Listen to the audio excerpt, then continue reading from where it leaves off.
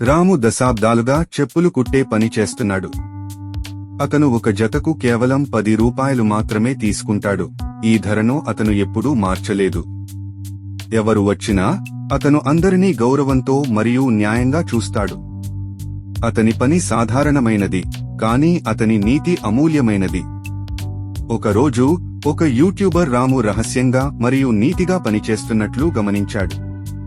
అతని అంకిత భావానికి ఆకర్షితుడై అతను రాము కథను ఆన్లైన్లో పంచుకున్నాడు. ఆ వీడియో త్వరగా వైరల్ అయ్యింది. దేశవ్యాప్తంగా ప్రజల హృదయాలను తాకింది. భారతదేశం నలుమూలల నుండి ప్రజలు రాము జీవితాన్ని మెరుగుపరచడానికి విరాళాలు పంపారు. డబ్బు వరదలా వచ్చింది, అతని జీవితాన్ని శాశ్వతంగా మార్చగలిగేంత.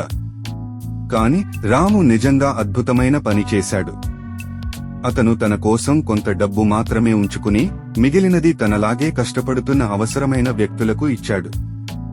ఈ డబ్బు నాది మాత్రమే కాదు అని అతను అన్నాడు, ఇది అవసరమైన ప్రతి ఒక్కరిది.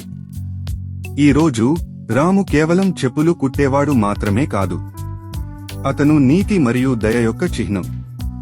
అతని కథ మనకు గుర్తు చేస్తుంది, మనం ఏమి చేసినా నీతితో జీవిస్తే ప్రపంచం దానిని తప్పకుండా చూస్తుంది.